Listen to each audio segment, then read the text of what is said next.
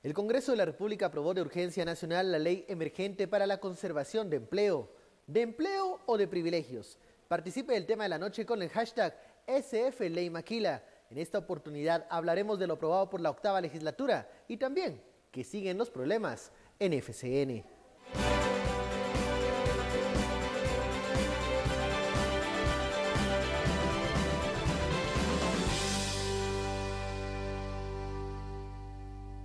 Si están aprobando esa iniciativa, entonces que le suban, que nivelen el salario de las trabajadoras de Maquila, ¿verdad? Porque el nivel desde el 2008 bajaron, que es una discriminación. Así reaccionaron trabajadoras de Maquilas luego que los diputados aprobaran de urgencia nacional la ley llamada para la conservación del empleo, pero que se trata de una exoneración de impuestos para maquilas y call centers. Algunas empresas han utilizado esta figura para no pagar tributos. Ahora un artículo aprobado establece que tendrán 10 años de beneficios fiscales al no pagar el ISR. La ley estaba agendada para conocerse en primer debate, pero los diputados rompieron el acuerdo de la Comisión de Trabajo y decidieron aprobarla en una sola lectura. Algunos congresistas se mostraron molestos por esta decisión y votaron en contra. Seguimos con privilegios y nos parece una contradicción que la bancada del FCN vote a favor de esta ley cuando el Estado de Guatemala no tiene ingresos para lo que se requiere. Seguimos privilegiando entonces con exenciones de impuestos y además no garantizan los derechos laborales de las mujeres y los hombres que trabajan ahí. Desde el año pasado, el sector privado presionó al Congreso para que se aprobara esta ley, aduciendo que se perderían más de 80,000 empleos, porque las empresas se irían a invertir a otros países, mientras el Ministerio de Economía mostró su satisfacción por la aprobación a través de un comunicado de prensa. Bienvenidos a Sin Filtro, el tema de la noche, la discusión, profundizar sobre esta recién aprobada Ley Emergente de Conservación de Empleo que pasó hoy en el hemiciclo del Congreso por urgencia nacional. Más de 100 diputados dieron luz verde a este proyecto de ley y bueno, ahora hablaremos sobre las repercusiones y usted también puede comentar con el numeral SF Ley Maquila. ¿Por qué Ley Maquila? Porque bueno, algunos sectores se refieren a este proyecto de ley como privilegios para un sector específico. Entremos a hablar sobre el origen. Este no es una ley nueva, pasó por diferentes facetas, personalidades, algunas apadrinadas por líder, otras por el Partido Patriota y hoy, bueno, se materializa en el Pleno. Philip. Buenas noches, Carlos, Estuardo y a todos los televidentes. Sí, vean, la historia de la Ley de Conservación del Empleo realmente hay que regresar a los años 80. Porque en los años 80 Guatemala apostó por un modelo de desarrollo vía exportaciones, que era un poco la moda del momento.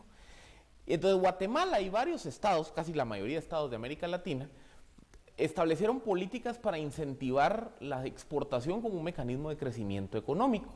Y para ello aprobaron regímenes, por ejemplo, de exenciones fiscales para las exportaciones, exenciones fiscales para zonas industriales, salarios mínimos diferenciados y demás. Lo que pasó fue que en 1994, cuando se constituye la Organización Mundial del Comercio, uno de los principios de la Organización Mundial del Comercio fue decir, vean, los estados no pueden subvencionar directa o indirectamente las exportaciones. Entonces, le dan un plazo de 20 años a los países en vías de desarrollo para que eliminen las subvenciones. A Guatemala ese plazo se le venció a finales del 2015. Entonces, básicamente, el primer debate era decir, bueno, o sea, Guatemala estaba obligado a tener que derogar muchas de las exenciones fiscales que se habían aprobado a finales de los 80. Ese es un primer tema a considerar.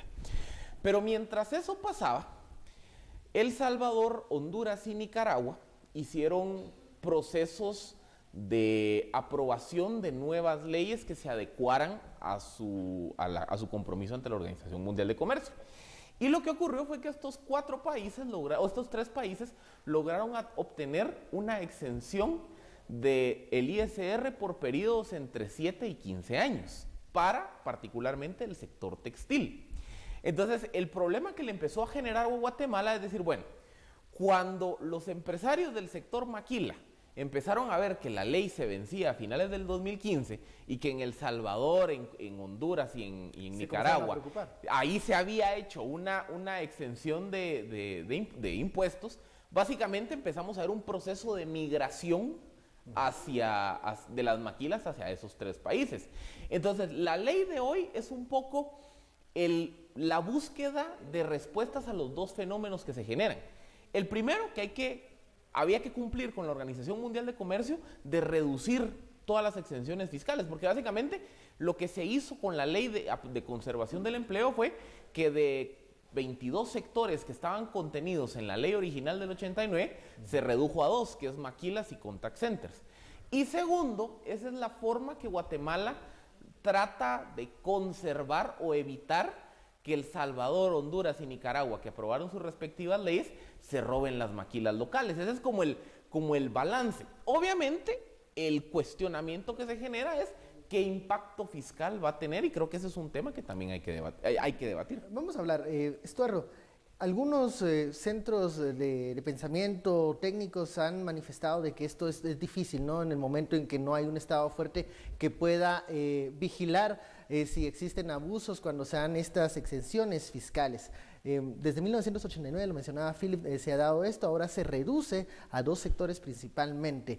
¿Va a ser esto efectivo para conservar las 180,000 plazas que el Mineco garantiza que se quedan en Guatemala? Porque se pueden ir por otras razones. Yo creo que ese es un sistema mercantilista. Mercantilismo es la aberración del mercado, ¿verdad? Y por ley no se generan empleos. Seamos de una vez claros, seamos de una vez directos, que para generar empleo lo primero que necesitamos es inversión de capital. Y el capital viene no porque hay una ley de maquilas y call centers, el capital viene porque hay certeza jurídica, porque hay seguridad, porque a los gerentes no los van a secuestrar. Viene por otras razones, no viene necesariamente porque haya una ley. Muchos países tienen una ley de incentivo a la inversión. Además, yo sí pondría en tela de duda que si hay un montón de estas industrias que necesitan una ley, yo no sé si deberían estar en mercado, porque después de 20 años, pues chica, y todavía necesitan leyes.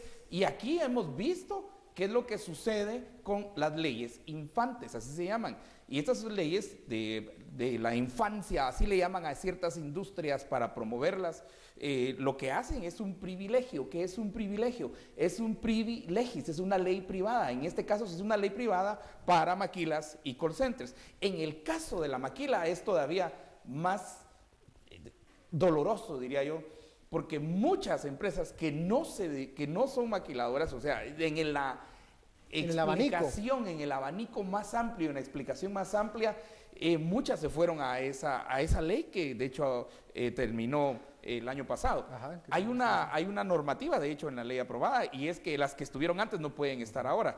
Y definición de maquila, había de todo en esa definición, entonces todo el mundo usó esa sombría básicamente para... Ahí se evidencia que hubo un abuso. Sí, hubo un abuso de esa ley, y además no solamente hubo abuso, sino que no significó mayores ingresos para el Estado.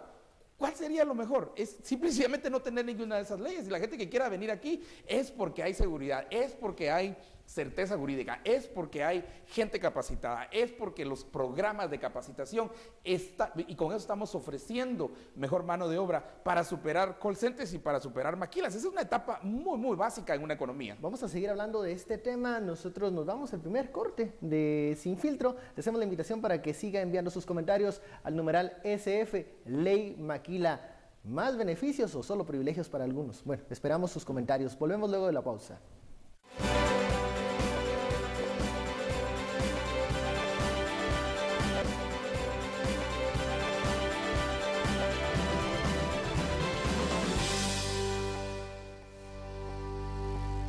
Volvemos a Sin Filtro, su opinión es muy importante y por eso lanzamos un sondeo en Twitter para conocer, bueno, ¿qué piensa usted? ¿Qué va a pasar con esta aprobada ley de empleo o maquila, como la llaman algunos? El 40% dice que habrá menos recaudación.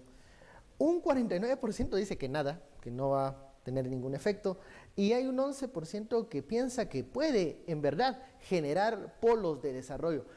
Para generar polos de desarrollo, para incentivar el empleo, ¿solo se puede hacer con privilegios fiscales? ¿Qué otros factores se necesitan? Es que vean, lo ideal sería que Guatemala ofreciera condiciones competitivas que atrajeran la inversión extranjera. Es que pongámonos en los zapatos de un inversionista, pongamos un inversionista norteamericano.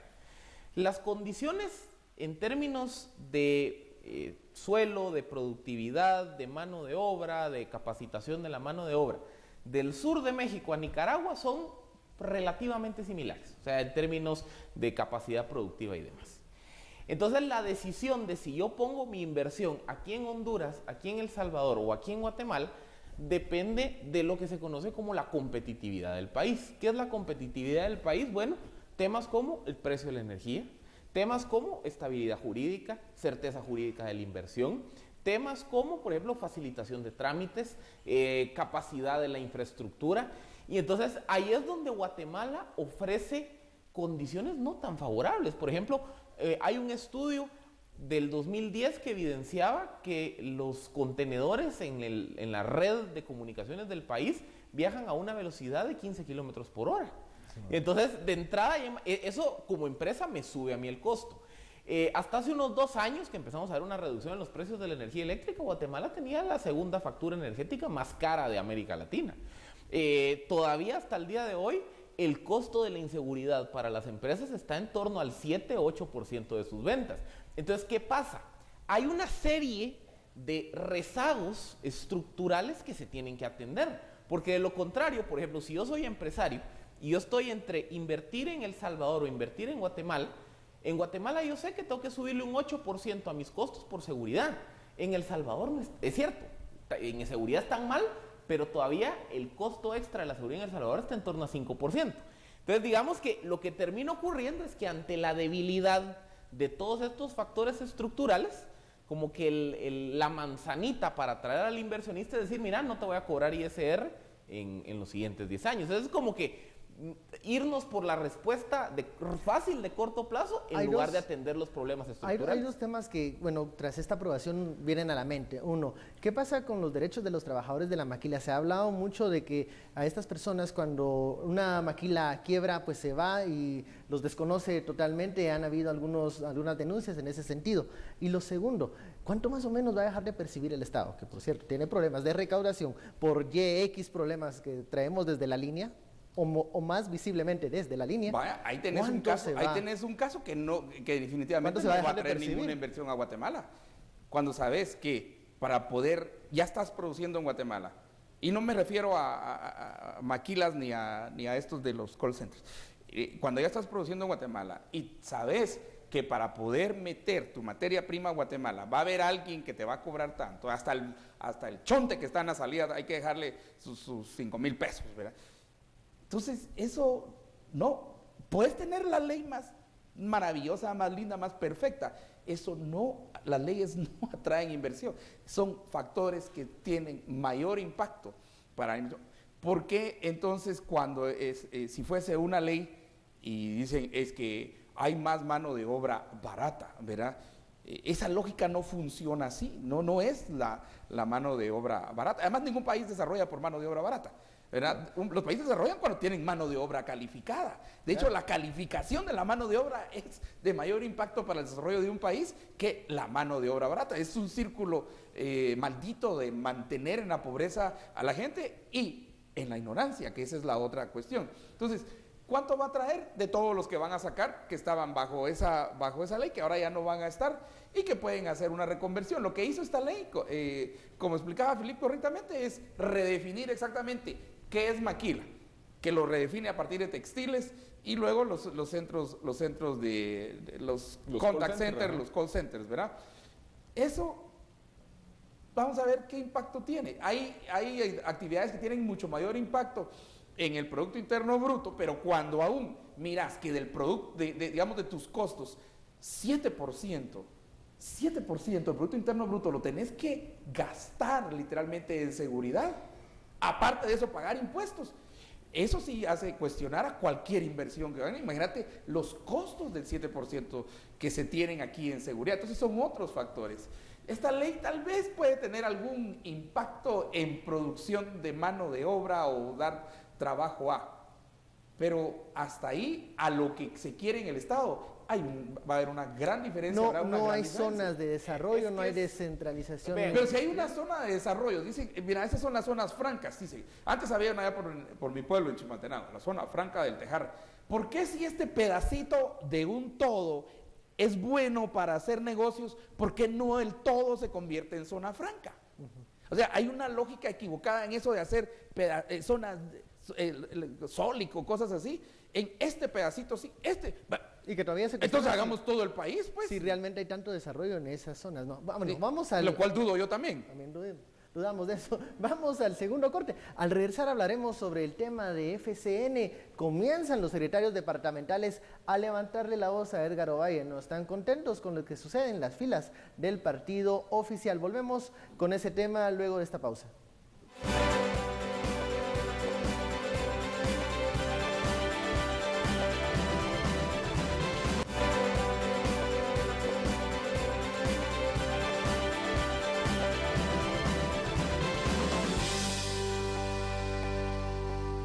Regresamos a Sin Filtro, el segundo tema de la noche. Hoy por redes sociales circuló un comunicado de la Secretaría Departamental de Suchitepeques, de FCN, en donde pues ellos señalaban ciertas inconformidades con las decisiones que ha tomado el Comité Ejecutivo Nacional del Partido Oficial, sobre todo la aceptación de los tránsfugas. Ellos reclaman que el diputado tránsfuga que llegó ahora a representar a FCN en Suchitepeques pues está tomando el control de todo y bueno, ellos amenazan, advierten, esperan que el presidente Jimmy Morales tome cartas en el asunto. Estas son las declaraciones del diputado tránsfuga y del jefe de bancada del partido oficial.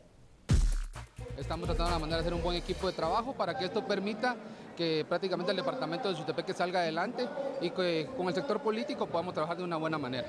No son todas las bases, ¿va? Obviamente siempre hay molestias, yo creo que en todos lados pasa eso, pero creo que lo principal de todo esto es tener una buena relación con todas las personas, abrir los espacios siempre es muy bueno y de mi parte creo que soy una persona humilde, que me gusta abrir los espacios siempre y por supuesto incorporarme yo a ellos, no que ellos se incorporen a mí. Yo he estado muy alejado de todo de todas estas elecciones de gobernadores, no lo conocemos.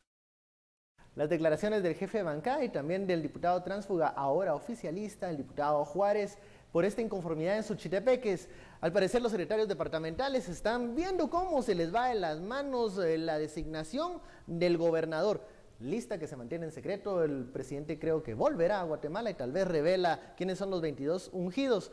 ¿Qué está pasando en FCN? ¿Más secretarios departamentales van a alzar su voz en contra de Edgar Ovalle?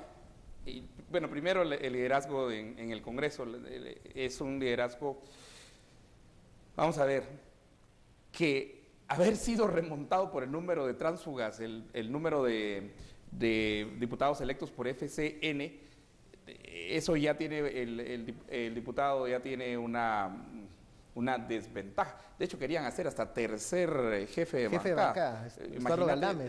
Era una cosa mera extraña.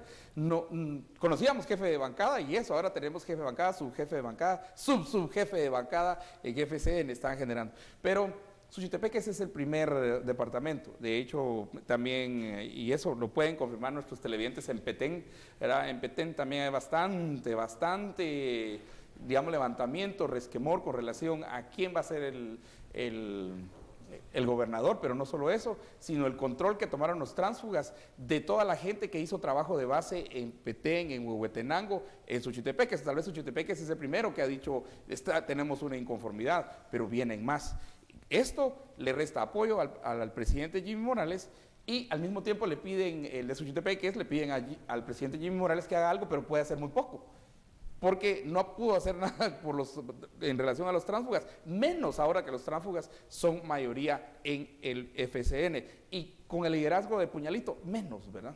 Ahora, Philip, el hecho de que se esté atrasando la publicación o el nombramiento de los gobernadores está comenzando a causar más molestias en el interior del partido oficial, sobre todo de los fundadores.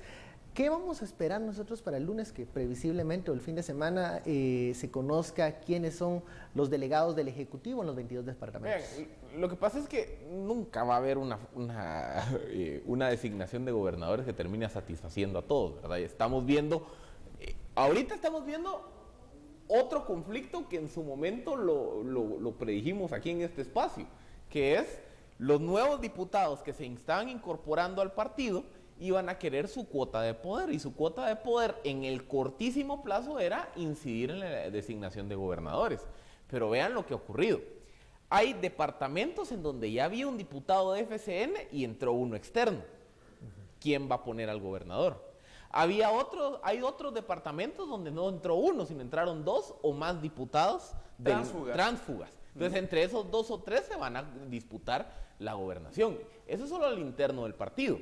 Ya cuando nos vamos a ver las dinámicas propias de cada departamento, hay departamentos donde la postulación de candidatos fue muy buena.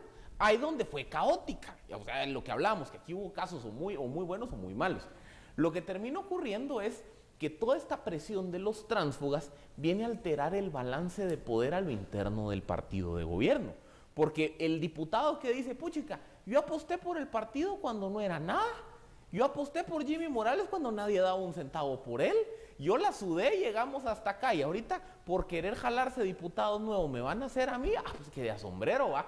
Eso es lo que está empezando a pasar ahorita se está viendo ahora. Y eso es lo que se está viendo. Entonces empezaron a mover a las bases. Ajá, esa pugna entre el que dice, puchica, a cuenta de que va a venir alguien de afuera, no solo nos está haciendo mala imagen, sino que me van a desplazar. Ese es como que otro efecto más del transfugismo. Si vemos el mapa nacional, FCN solo gana en la zona central, o sea, el dominio de ahora de los tránsfugas distritales va a ser muy fuerte, y creo que a mi juicio van a perder el pulso de fuerza los secretarios departamentales.